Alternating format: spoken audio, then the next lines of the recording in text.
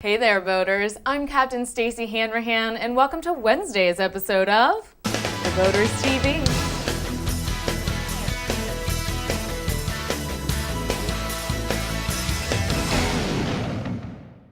First up, our Captain's Caption photo was provided by Matthew Keaton. We'll reveal the caption of the day at the end of the show. Coming up in Ship's Domain, who wants free stuff? In this week's Mad Mariner Report. We all love free stuff, right? But when it comes to voting, you don't hear the word free very often. And let's be honest, when it comes to our government, you don't hear it very often either. But did you know the federal government makes Mariner charts and other documents available to the voting community online for free? Look at that, I just put voting, government, and free in the same sentence. Mad Mariner's Captain Frank Mummert gave us the details. All charts, no matter if they're paper or electronic, have a publication date. That means any change, such as a removed buoy or the addition of a channel, must be changed on the chart by you to stay up to date. The U.S. Coast Guard and NOAA are two agencies responsible for keeping track of changes and for letting everyone know about them. So they produce two documents on a weekly basis, the Notice to Mariners and the local Notice to Mariners. And guess what? You can get both online for free. Lighted beacons and buoys have their own special place in what's called the light list. A light list is produced as a companion publication for each set of charts. Light lists give the Latin long of major lights, provide light structure information, explain abbreviations, and help you figure out a light's range in different atmospheric conditions. That's a lot to get for free. But wait, there's more. Yet another free government publication is the U.S. Coast Pilot. Coast pilots are basically cruising guides.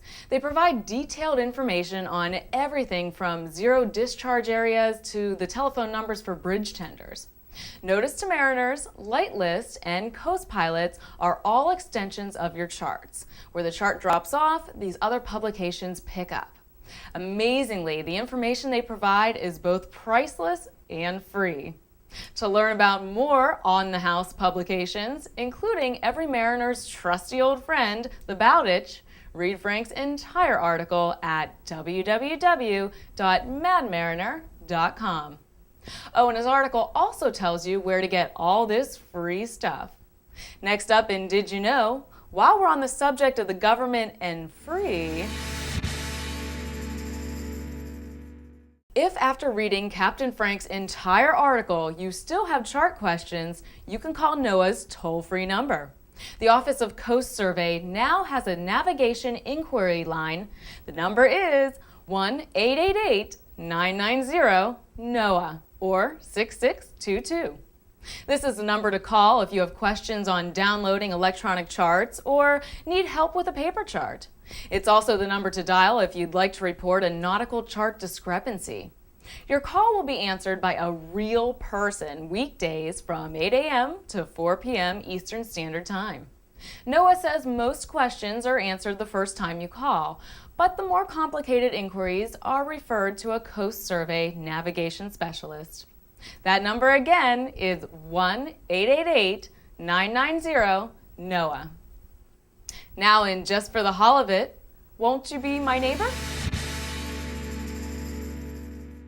My parents and, of course, friendly Mr. Rogers taught me as a kid how to be a good neighbor. Now, over the years, the importance of neighborhood relationships has lessened as small towns have grown larger and our lives have gotten busier. But ever since my husband and I sold our house and moved aboard, I've realized that marinas are quite close and dynamic communities. Whether you're a live-aboard or just a weekend cruiser, it's important to remember that your marina is a community too, and you should always try to be a good neighbor.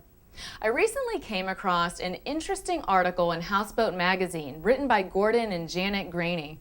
In it, the Graneys offer up their thoughts on neighbor relations at the dock, and I thought I'd share some of them with you today. They started with the golden rule: do unto others as you'd have them do to you. Need we say more? And as a Marina member, respect its public areas. Don't go mucking up the pool, restrooms, laundry room, and clubhouse just because you don't have to clean them up. Gordon and Janet ask us to pay attention to wind direction. Be mindful of where your exhaust fumes and greasy barbecue smoke are blowing. I know in my marina, the liveaboards are a close-knit group, probably because we're the minority, but we're conscious of not becoming a closed clique. On the other side of the coin, weekenders, who are often noisier and in a hurry, should remember they're passing through someone's full-time neighborhood and should treat it just as they would back home. Finally, Gordon and Janet suggest lightening up.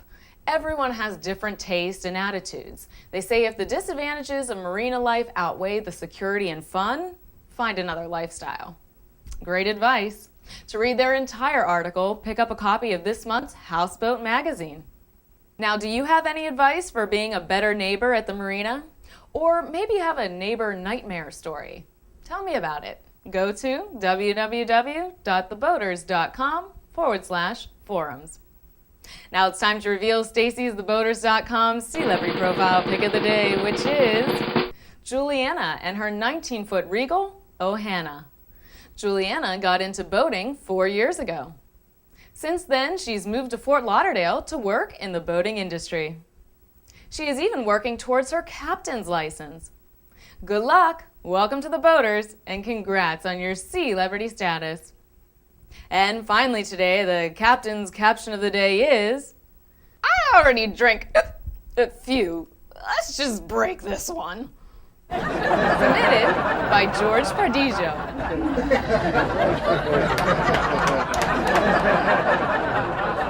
And that'll do it for this episode of the Boaters TV. See you back here on Friday.